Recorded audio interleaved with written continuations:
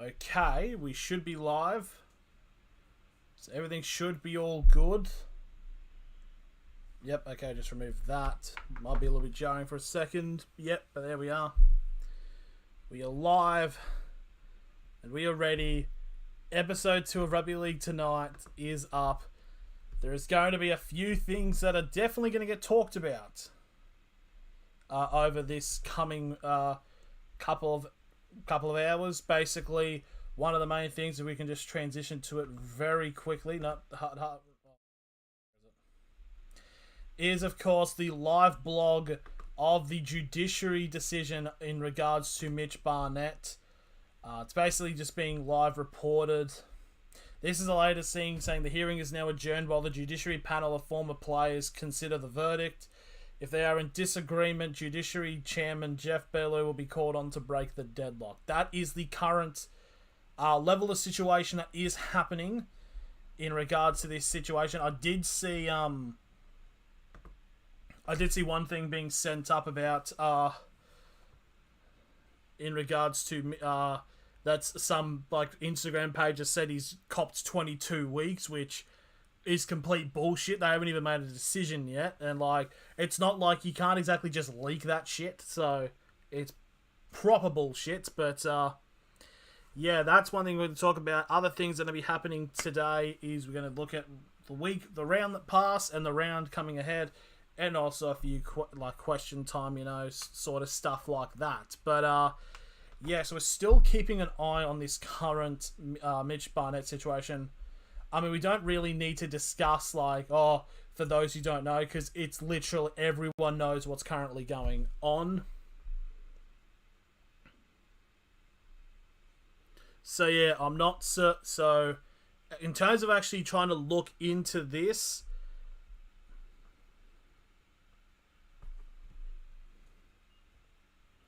Yeah, it was actually CJ Moxley that actually messaged me the thing.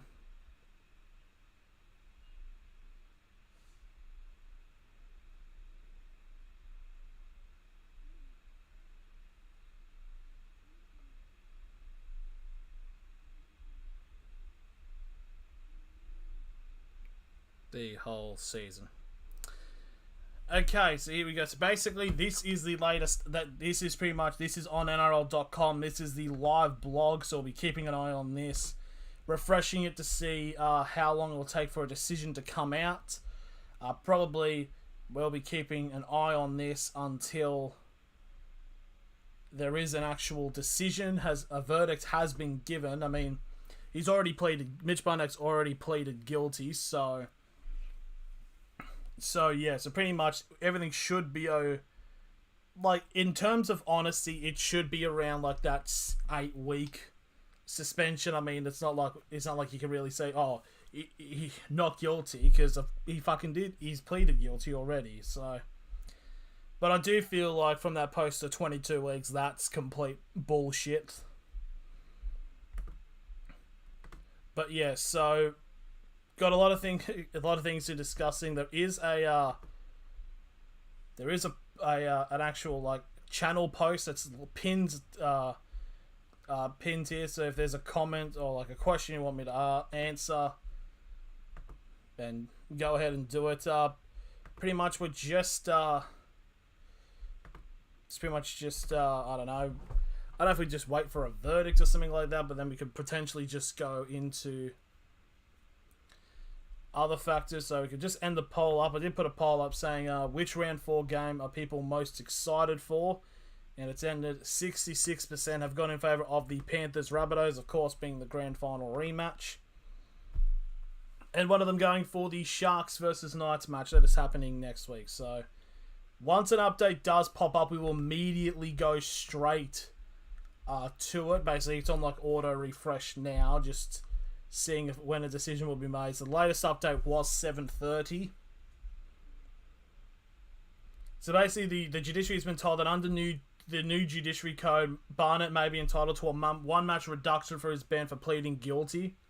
So it's not like he's trying to fight it. So I don't know. We're probably going to be seeing a 7 to 8 week suspension in regards to Mitch Barnett. But In the meantime, what I think we should do is we should go into the round review. So we'll go into round 3, starting off, of course, with the Cronulla Sharks taking on the St. George Illawarra Dragons at a massively wet conditions down at Wollongong, but a fantastic win if you're a Sharks fan.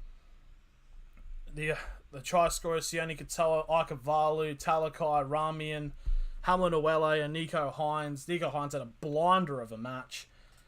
Dragons only getting the 2 tries. Jack Bird, the first try of the second half, and Jack Gosiewski, which was around near the end of the match where basically Cronulla had like a player sim bin. They would actually get another player actually sim bin, but anyways, it was a very good win there for the Sharks. I know a few Dragons fans have said that there was a sim bin in regards to Jaden Sewer, and that may have cost them the match. But you got to think, like, with a scoreline like this, was it really a bit robbed? Like, I think they only scored 1 try that actually benefited from said. One try only came in from said. I just want to check. It's all showing up. Yeah.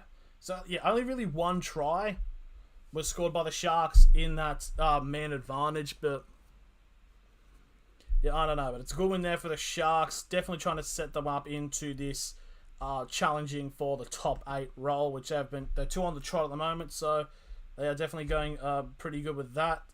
Then we go to Friday night, the absolute blockbuster match between the West Tigers and the New Zealand Warriors. The game was shit. There was a try disputed. I think it was Luciano Leilua grounded a ball, but the ref decided to not look at it, even though there was clear grounding on it on the actual try. But yeah, it was a fairly solid. It was really solid. The second half was quite horrible. The only points coming from the second half was a penalty goal by Reece Walsh. Then Marcelo Montoya in the 68th minute getting a sim bin, making the Warriors have to defend pretty much the last 12 minutes with a man down. The Tigers kept on attacking, but the Warriors were able to hang on in a gutsy victory. And Nathan Brown did state that the team, he thought the team played worse today, but they got the win. Compared to when they played against the Titans, they played a lot better, but the Titans ended up getting the win, so that's just how it is, really. So yeah, it was a win there for the Warriors. Going into the other Friday night match, the South Sydney Rabbitohs against the Sydney Roosters. Only 18,000 at this match, being at ANZ, of course. At the same time, there was a certain other match that was happening not in the NRL, but in AFL circles, because it was obviously Buddy Franklin, the chance of him kicking his 1,000th goal, which ended up happening. So, but yeah, it was a good game by South Sydney.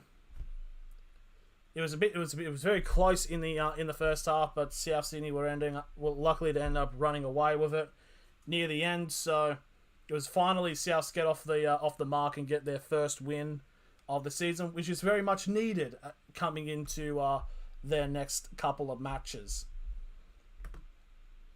Now we go into the first game on Saturday, that happened on Saturday. Okay, let's talk about it. Knights versus Panthers. Obviously, there is one thing that definitely needs to be talked about, of course, is the Mitch Barnett hit. Stupid decision from him. Honestly, kind of costing the Knights the win. I do honestly feel that the Knights would have won if Barnett doesn't get sent off. Like, it was a lot more closer than it was, and it was only like the 2 tries by Tylan May and Charlie Sains right near the end that kind of beefed out the scoreline. Like, the Knights were keeping par with this Panthers team, who had 13 players compared to the Knights 12, and like, people can say what they want about about the Knights, but in all, like Penrith, it's like, oh, but Penrith had all these players yet, but still, they're still NRL caliber players. Like, the Knights didn't have Ponga, but it's like, so you're telling me like players like Taylor May isn't NRL caliber? Like, yes, but it's still, Penrith have got one of the best depths in the entirety of the league, so yeah, I think the Knights did well in comparing of the circumstances, but of course Penrith getting the win, still remaining as the only team who is undefeated. Now we go into the probably the other two games on Saturday, which are actually very entertaining.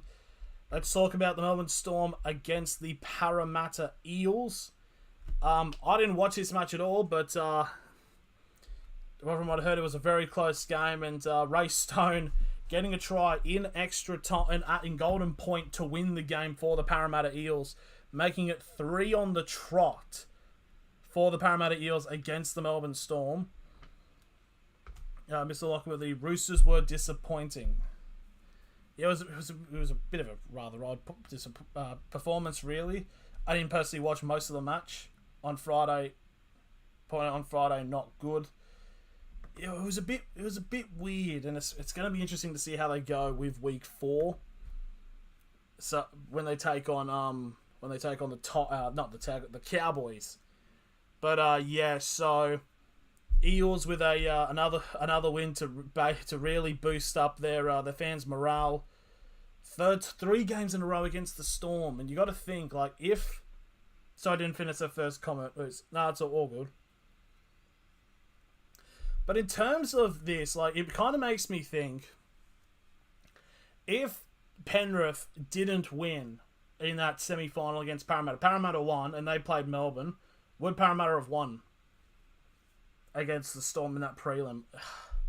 It's hard to tell, but Parramatta definitely got some good momentum on them. And then we go into the Saturday night main event. I hate how when you go, it doesn't stick onto the same round. The Canberra Raiders against the Gold Coast Titans. Now,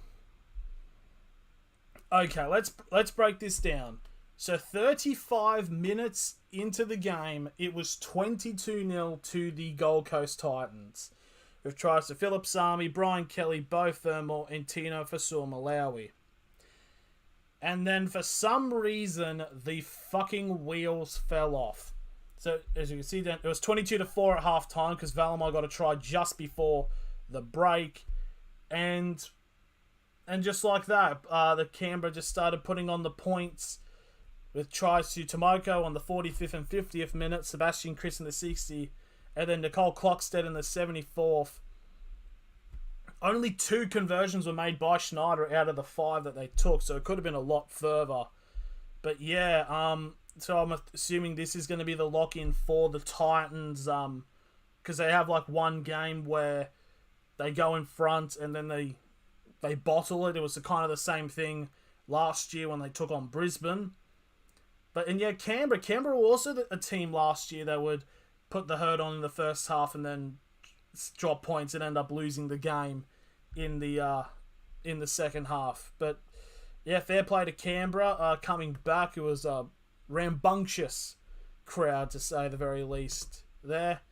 Now we go into the Sunday night games. The Brisbane Broncos against the North Queensland Cowboys. 37,500 at the Suncorp Stadium. And, well, the Cowboys put on the turf Jeremiah Nanai in a star-creating performance. It was utter domination. And this is something the Cowboys beating the old enemy when it comes to the Broncos, and they've got some good momentum going into them, and it'd be interesting to see how they go about it next week. We go into the final game of round 3. It's just actually one of the games I did watch. The Manly Seagulls up against the Canterbury Bulldogs. The weather was horrible at Brookvale Oval. The crowd was quiet. There was a decent crowd in circumstance to the weather, but I mean, what can you say? So Brendan Wakeman gets a try within the first minute, and then it slows down for a bit. Braden Burns gets a second one for the Dogs as Manly were kind of all over the place, but Manly were able to switch on, getting the try to Trbojevic, and then right on the brink of half-time with for Ruben Garrick. And then one thing I do also need to bring up, actually, is the Bulldogs with their penalty decisions. So there was 2 instances, one in close to, basically within the last 10 minutes of each half, where they had a penalty 10 metres out and they decided to go for the conversion, leading it up to being 12 all. Honestly, I think they should have gone for the tries personally, because they might have actually ended up winning, but obviously that's a whole lot of what if. And then of course, I think it was in the 4 minutes to go, Daly Cherry Evans gets a field goal to make it 13-12, and Manly hold on to get their first win of the season. So there we go. That is the round review. I'm just going to quickly check to see if there's been any more updates in regard to the judiciary with Mitch Barnett. Currently, the answer is no, there has not been. So still at 7:30, they're still deliberating, the judiciary panel. So it'd be interesting to see what does actually happen in this scenario. So primarily, it's just going to be a whole lot of waiting, really. So in terms of what has actually happened, so this has been. I just want to check when this has been going on since I'm assuming like 6 o'clock.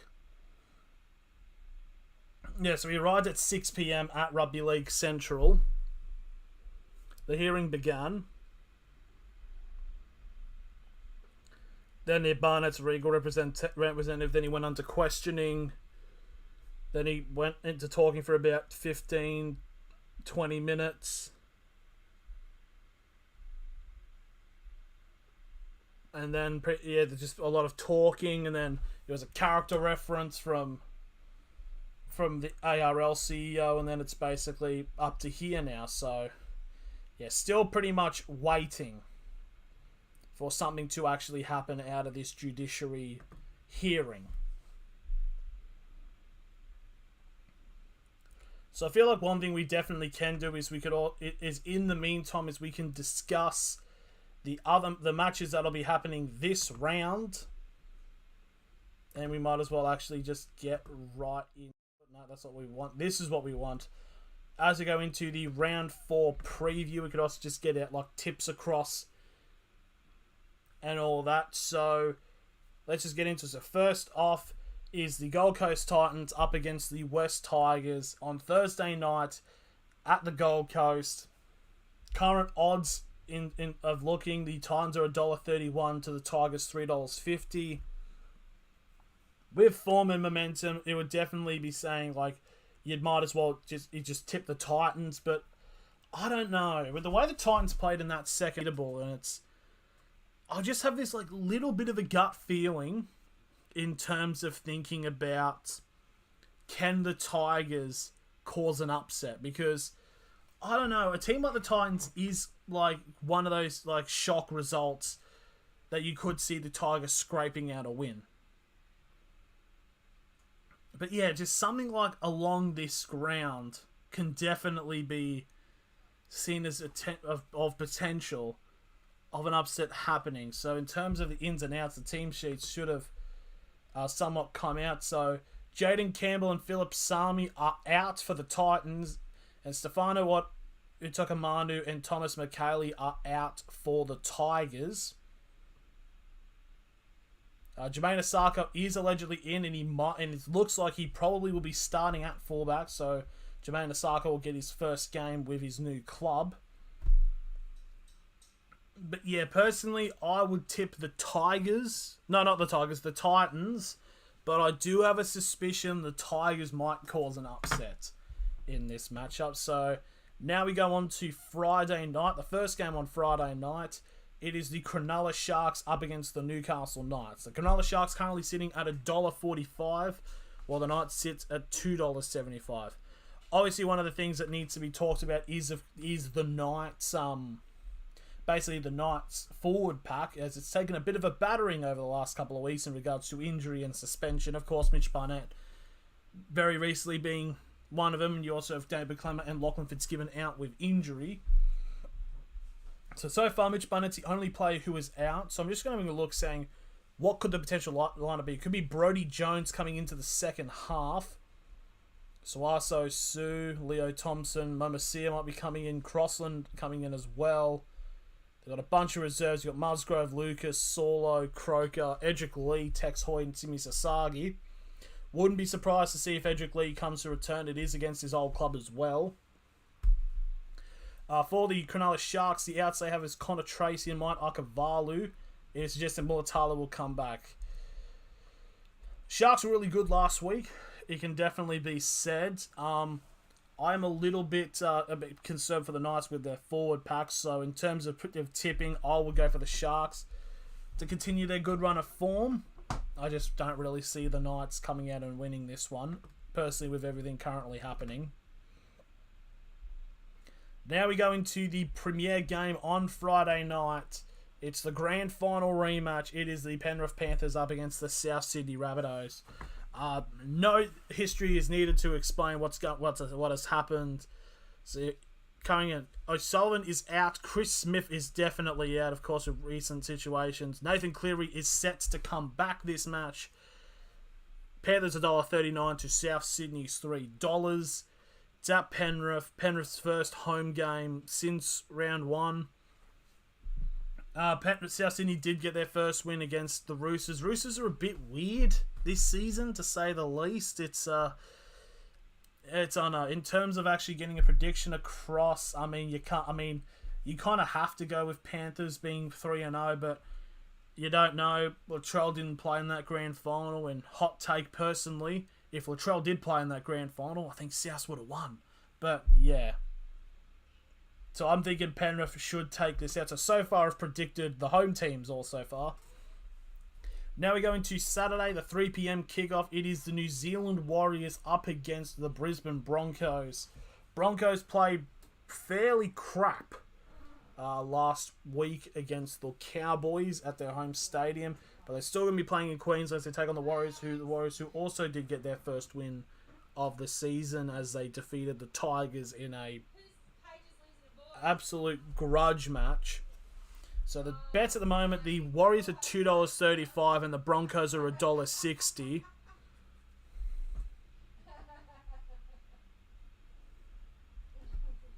Just don't know how to shut the fuck up, do they? But anyways, so it's at Redcliffe. I think, is this the first Warriors game actually at Redcliffe as a home game? Because we played away to the Titans. Yeah, it would be because they play. No, they might have played round one. Yeah, I think round one was actually played in Queensland for the Warriors home game. So yeah, so pretty much we've got the Warriors being on the outsiders in terms of players ins and out. Bailey Sirinen is considered out for the Warriors. Bunch of new players coming in now for the Broncos. I don't know, the Broncos. I still think they can get a result out of them, and against the Warriors, because Warriors weren't that great. They were clinging onto their teeth in terms of defense in the last 12 minutes against the Tigers. So I do think the Broncos will win this match. But I wouldn't be surprised if the Warriors do beat them. But I do think Brisbane should be able to cling a result through. Now we go to the 5:30 kickoff on Saturday. It is at Mudgee. It is the Manly Sea Eagles up against the Canberra Raiders. Both teams getting pretty gritty wins.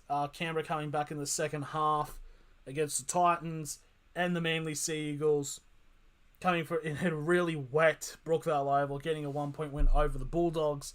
It is over at Mudgee, so I don't know if that's going to have any significance. Sebastian Chris is set to be out for Canberra. No outs for the Manly Sea Eagles as of yet. So both teams lining up strong. I personally think that the thing for Canberra is they're going to be really good at home, but I don't think they're going to be that great away. So I do think that Manly will take out the win here. Currently the bets are Manly are $1.45 to the Raiders $2.75, but I'm holding strong on Manly to take out and go 2 for 2 going into round number 5. And then the premier game Saturday night. It is the second place North Queensland Cowboys up against the Sydney Roosters. Now, it's kind of staggering to me personally that the Cowboys are actually the outside favourites in terms of the sports betting odds. The Roosters are $1.45 while the Cowboys are $2.75. But honestly, with the way the Cowboys have been at the moment, I think they're on a very hot run of form. They're going back to Townsville in a big clash against the Roosters. Roosters only have one player out so far. It's Fletcher Baker. is set to be out. I'm just trying to see if there's been any... Oh, hang on. There's been a send a message on NRL on 9. I'm just going to check. Hang on, we're just going to cross over quickly. We're just going to check to see what has happened. Has there been an update? Hasn't been announced what's happened. It was NRL on 9, so we won't get the result. So there we go. It has been officially announced. Mitch Barnett is out for 6 matches. So 8:03, Mitch Barnett has been suspended for 6 matches after being found guilty of reckless dangerous contact. I think it's a little bit on the light side in terms of what actually happened, but I think that's probably fair enough. I mean, it probably would have been the 8 weeks if he tried to dispute it, which he didn't, which was a very smart call from Barnett. So there we go. He's going to be out for 6 matches. So that means we'll just want to check when his return will be. We're just going to have a quick check. So 1, 2, 3, 4, 5, 6. So he'll return at Magic Round against the Bulldogs. So I think it's round 10 is when he is scheduled to make his comeback. So there we go. That is the official decision there from the judiciary. But yeah, going back into the Cowboys-Roosters game, I honestly think I'm going for the upset. I think the Cowboys will get a win against the Roosters and solidify themselves as a genuine contender for the top 8. I mean, a lot of people haven't put them in that sort of position, myself included, but they're going really well. If Nanai keeps on form, I think he'll go really well. Now we go into the Sunday night matches. The Melbourne Storm up against the Canterbury Bulldogs. Storm are currently at $1.20 and the Bulldogs are currently at $4.50. Tyson Smoothie set to be out for the Storm, whilst Jack Hetherington is meant to be out for the Bulldogs. I mean, it's in Melbourne. I would be very, very surprised if Melbourne aren't able to clean this out. They want to get a tune-up game to beat the shit out of a low-ranking team to try to get the shit out of their mouth from that game against Parramatta. So I think the Storm should take that win out. And the final game of the round, 6 p.m. It is, speaking of the Parramatta Eels, they are taking on the St. George Dragons. Ray Stone's out for the season with an ACL injury after scoring that try to win the game against Parramatta. He goes out a legend. The St. George Dragons, they're just not great. So Cody Ramsey and Jaden Sewer are actually out for this match. It's going to be interesting to see how the Dragons will line up, but personally, this should be a walk in the park for Parramatta. So yeah, that's pretty much the round preview for round 4. So yeah, unless anything else wants to be discussed, I just want to check something relatively quickly.